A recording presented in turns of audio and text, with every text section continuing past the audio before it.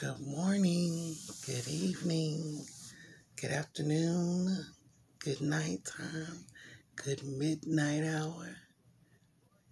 I hope you're doing wonderful. My name is Tamika Collins, and this here is my YouTube channel.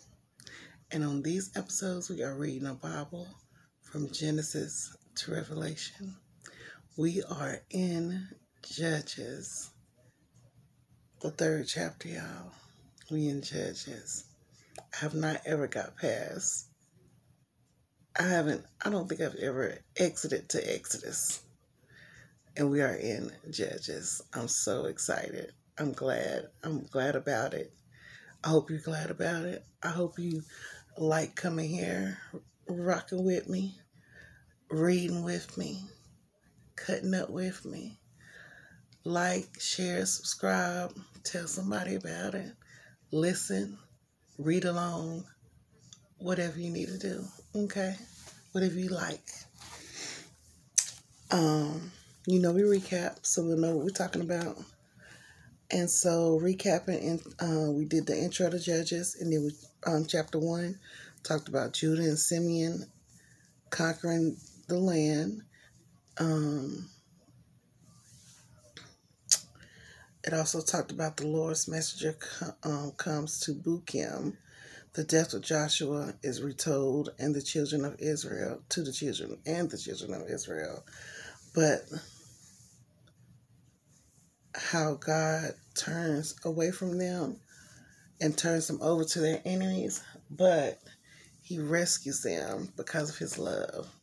And y'all, he does this all the time, not just in this book, but every day he does that for us. Even his grace and mercy back then, because he could have did anything that he wanted to do. He could have swallowed up anytime. And y'all, we have to remember, a lot of us get stuck on this. Well, he's not back yet. Be grateful that he's not. One day is 1,000 years to him. So it's not that he's taking his time. He don't have time. He is time. So he can come in any time. That's why he tells us to be ready. Be always living like today is our last day. And we got to do that more often than not. So that means every day. Every day. Like I said, we're in Joshua, the third chapter. So let's get to reading here. All right, so this is headlines. It says the nations left in Canaan. These are the nations that the Lord left in the land to test those Israelites who had not experienced the wars of Canaan. He did this to teach warfare to generations of Israelites who had no experience in battle. These are the nations: the Philistines, those living under the 5 Philistine rulers, all the Canaanites, the Sidonians, and the Hivites living in the mountains of Lebanon, from Mount Baal Hermon to Lebo Hamath.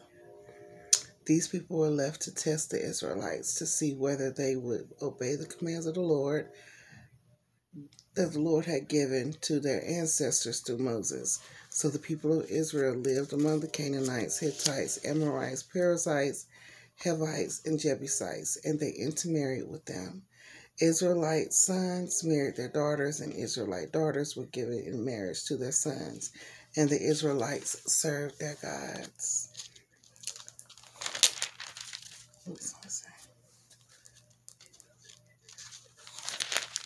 Did I miss some? Okay. The Israelites did evil in the Lord's sight. They forgot about the Lord their God, and they served the images of Baal and Asheroth poles. When the Lord burned with anger against Israel, he turned them over to the king Cushan Rishatham of Aram Naharam. And the Israelites served Cushan Rishatham for 8 years. But when the people of Israel cried out to the Lord for help, the Lord raised up a rescuer to save him. His name was Othniel, the son of Caleb's younger brother Kenaz. The Spirit of the Lord came upon him, and he became Israel's judge. He went to war against King Cushan Rishatham of Aram, and the Lord God gave Othniel victory over him. So there was peace in the land for 40 years. Then Othniel, son of Kenaz, died. Let me read this little bitty piece here. It says the rescue of Israel's Judges 3:7 through 16 and 31. The Israelites began a serious cycle in which they sin, worship idols, are punished, cry out for help, are rescued by the judge sent from God, obey God for a while, then fall back into idolatry. They are conquered by Aram, Moab, Canaan, Midian, Ammon, and Philistia.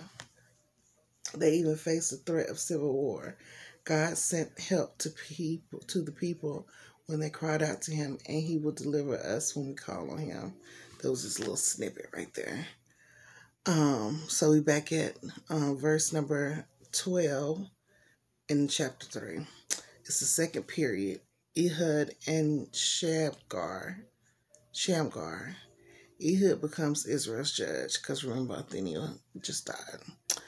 Once again, the Israelites did evil in the Lord's sight, and the Lord gave King Eglon of Moab control over Israel because of their evil.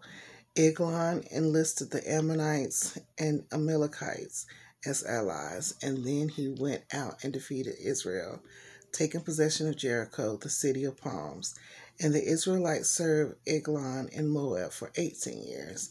But when the people of Israel cried out to the Lord for help, the Lord again raised a rescuer to save them. His name was Ehud, son of Jerah, a left-handed man of the tribe of Benjamin.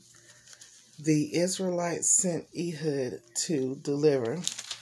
I wonder why that's, I'll have to read on that, see why that's so important to be in there. Excuse me. The tribute money to Eglon of Moab. So, hold on, let me see. The Israelites sent Ehud to deliver their tribute money to King Eglon of Moab. So Ehud made a double-edged dagger that was about a foot long, and he strapped it to his right thigh. Oh, I remember this story. Okay, and I remember the reason why the left was because the right was more common. And so with the fact that his leftness, is that a good word? His leftlessness. He's gonna be able to defeat. So it's a good story. I'm sorry, I got ahead of myself. Okay, so Ehud made a double-edged dagger that was about a foot long, and he strapped it to his right thigh, keeping it hidden under his clothing. He brought the tribute money to Eglon, who was very fat. After delivering the payment, Ehud started home for those who had helped carry the tribute. But when Ehud reached the stone idols near the Gilgal, he turned back. He came to Eglon and said, "I have a secret message for you." So the king commanded his servants, "Be quiet," and he sent them all out of the room. Ehud walked over to Eglon, who was sitting alone in a cool upstairs room, and Ehud said, "I have a message from God from you." So King Eglon rose from his seat. Ehud reached with his left hand, pulled out the dagger, strapped to his right thigh, and plunged it into the king's belly. The dagger went so deep with the handle that the handle disappeared beneath the king's fat. So Ehud did not pull out the dagger, and the king's bowels emptied. Then Ehud closed and locked the doors of the room and escaped down the latrine. Ain't the latrine the bathroom? Oh, it says it went through reports. The meaning of Hebrew is uncertain. The meaning of the Hebrew is uncertain. Okay, went down the latrine. I always thought the latrine was the bathroom. After Ehud was gone, maybe that's what they called it now, in the service. After Ehud was gone, the king's servant returned and found the doors of the upstairs room locked. They thought he might be using the latrine in the room. Okay, so that's it. So they waited. But when the king didn't come out for a long delay, they became concerned and got a key. And then when they opened the doors, they found their master dead on the floor. While the servants were waiting, Ehud escaped, passing the stone idols on his way to Syria. When he arrived in the hill country of Ephraim, Ehud sounded to call to arms. Then he led a band of Israelites down from the hills. "Follow me," he said, "for the Lord has given you victory over Moab, your enemy." So they followed him, and the Israelites took control of the shallow crossings of the Jordan River across from Moab, preventing anyone from crossing. They attacked the Moabites and killed about 10,000 of their strongest and most able-bodied warriors. Not one of them escaped. So Moab was conquered by Israel that day, and there was peace in the land for 80 years. After Ehud, Shamgar, son of Anath, rescued Israel. He once killed 600 Philistines with an ox goad. All right, so chapter 4. Deborah becomes Israel's judge. Third period of here is Deborah and Barak. So this is the third season of, because when we had Othniel, then we had Ehud, so now we have Deborah and Barak. And yes, see, we got a woman judge. Yes, we are important. Remember that, ladies. After Ehud's death, the Israelites again did evil in the Lord's sight. So the Lord turned them over to King Jabin, or Jabin of Hazor, a Canaanite king. The commander of his king was Sisera, who lived in Harosheth Hagoyim. Sisera, who had 900 iron chariots, ruthlessly oppressed the Israelites for 20 years. Then the people of Israel cried out to the Lord for help. Deborah, the wife of Lepidoth, who was a prophet who was judging Israel at the time, she would sit under the palm of Deborah between Ramah and Bethel in the hill country of Ephraim, and the Israelites would go to her for judgment. One day she sent for Barak, son of Abinoam, who lived in Kadesh in the land of Naphtali. She said to him, "This is what the Lord, the God of Israel, commands you. Call out 10,000 warriors from the tribes of Naphtali and Zebulun at Mount Tabor, and I will call out Sisera, commander of Jabin's army, along with his chariots and warriors to the Kishon River. There I will give you victory over him." Barak told her, "I will go, but only if you go with me." "I'll go only if you go with me." I've read this story before. I heard this story before too. "Very well," she replied. "I will go, but you will receive no honor in this venture, for the Lord's victory for Sisera will be at the hands of a woman." So Deborah went with Barak to Kadesh. At Kadesh, Barak called together the tribes of Zebulun and Naphtali, and 10,000 warriors went up with them. Deborah also went with them. Now Heber the Kenite, a descendant of Moses' brother-in-law, Habab, had moved away from the other members of his tribe and pitched his tent by the oak of Zananim near Kadesh. When Sisera was told that Barak, son of Abinoam, had gone out to the Mount Tabor, He called for all 900 of his iron chariots and all of his warriors, and they marched from Harosheth Hogahim to the Kishon River. When Deborah said to Barak, "Get ready. This is the day the Lord will give you victory over Sisera, for the Lord is marching ahead of you."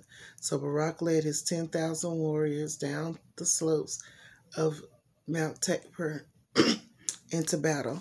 When Barak attacked, the Lord threw Sisera and all his chariots and warriors into a panic. Sisera leaped down from his chariots and escaped on foot.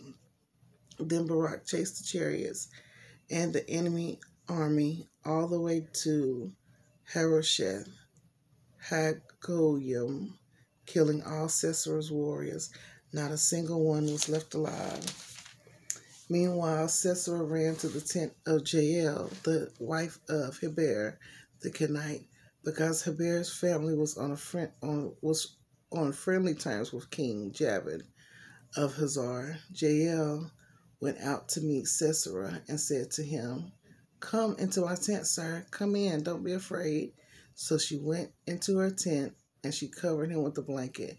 "Please give me some water," he said. "I'm thirsty." So she gave him some milk with a leather bag and covered him again.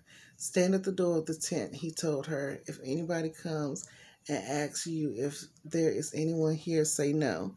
But when Sisera fell asleep from exhaustion, Jael quietly crept up crept up to him with a hammer and a tent peg in her hand. When she drove the tent peg through his temple, then she drove the tent peg through his temple and into the ground, and so he died. Oof. Then Barak came looking for Sisera. Jael went out to meet him. She said, "Come and I will show you the man you are looking for." So he followed her into the tent and found Sisera lying dead. They're dead with the tent pegged through his temple. So on that day, Israel saw God defeat Jabin, the Canaanite king, and from that time on, Israel became stronger and stronger against King Jabin until they finally destroyed him. A woman to do it, yes.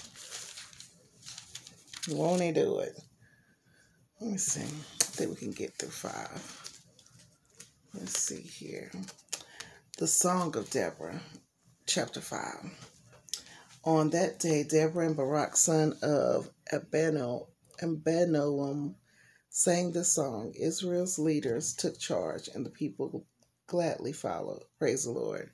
Listen, you kings, pay attention, you mighty rulers, for I sing to the Lord. I will make music to the Lord, the God of Israel. Lord, when you set out from Seir and marched across the fields of Edom, the earth trembled and the cloudy skies poured down rain. The mountains quaked in the presence of the Lord, the God of Mount Sinai, in the presence of the Lord, the God of Israel. In the days of Shamgar, son of Anath, and in the days of Jael, people avoided the main roads, and travelers stayed on winding pathways. There were few people left in the villages of Israel until Deborah arose as a mother for Israel. When Israel chose new gods, war erupted at the city gates, yet not a shield or spear could be seen among 40,000 warriors in Israel. My heart is with the commanders of Israel, with those who volunteer for war. Praise the Lord. Consider this, you who ride on fine donkeys, who sit on fancy saddle blankets, and you who walk along the road, listen to the village of musicians. Gather at the watering holes. They recount the righteous victories of the Lord and the victories of the villagers in Israel. Then the people of the Lord marched down to the city gates. Wake up, Deborah, wake up, wake up, wake up, and sing a song. Arise, Barak, lead your captives away, son of Abinoam. Down from Tabor marched a few against the nobles. The people of the Lord marched down against mighty warriors. They came down from Ephraim a land that once belonged to the Amalekites. They followed you, Benjamin, with your troops. From Machir, the commanders marched down. From Zebulun came those who carry a commander's staff. The princes of Issachar were with Deborah and Barak. They followed Barak, rushing into the valley, but in the tribe of Reuben there was great indecision. Why did you sit at home among the sheepfolds to hear the shepherds whistle for their flocks? Yes, in the tribe of Reuben there was great indecision. Gilead remained east of the Jordan, and why did Dan stay home? Asher sat unmoved at the seashore, remaining in the harbors, but Zebulun risked his life, as did Naphtali on the heights of the battlefield. The kings of Canaan came and fought at Tanakh, near Megiddo's springs, but they carried off no silver treasures. The stars fought from heaven. The stars in their orbits fought against Sisera. The Kishon River swept them away, that ancient torrent, the Kishon. March on with courage, my soul. When the horses' hooves hammered the ground, let the people, the galloping and then the horses' hooves hammered the ground, the galloping of Sisera's mighty steeds. Let the people of Meroz be cursed, as said the angel of the Lord. Let them be utterly cursed, because they did not come to help the Lord against the mighty warriors. Most blessed among women is Jael, the son of Heber the Kenite. May she be blessed above all women who live in tents. Sisera asked her for water, and she gave him milk. In a bowl fit for nobles, she brought him yogurt. Then, with her left hand, she reached for a tent peg, and with her right hand for the workman's hammer. She struck Sisera with the hammer, crushing his head. With a shattering blow, she pierced his temples. He sank, he fell, he lay still at her feet. And where he sank, there he died. From the windows of Sisera's mother looked out. Through the window, she watched for his return, saying, "Why is his chariot so long in coming? Why don't we hear the sound of the chariot wheels?" Her wise women answer, and she repeats these words to herself. They must be dividing the captured plunder with a woman or two for every man. There will be colorful robes for Sisera and colorful embroidered robes for me. Yes, the plunder will include colorful robes embroidered on both sides. Lord, may all your enemies die like Sisera, but may those who love you rise like the sun in all its power. Then there was peace in the land for 40 years. Ooh, that was a lot, y'all. A lot. Okay. Excuse me.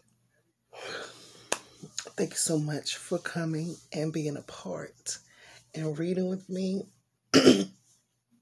We'll be back with the recap in our next video. And we'll be in chapter, I forgot that quick. We'll be in chapter 6 next time when we come back in Judges 6, okay? I thank you so much once again. I appreciate you for coming and being with me in my attire.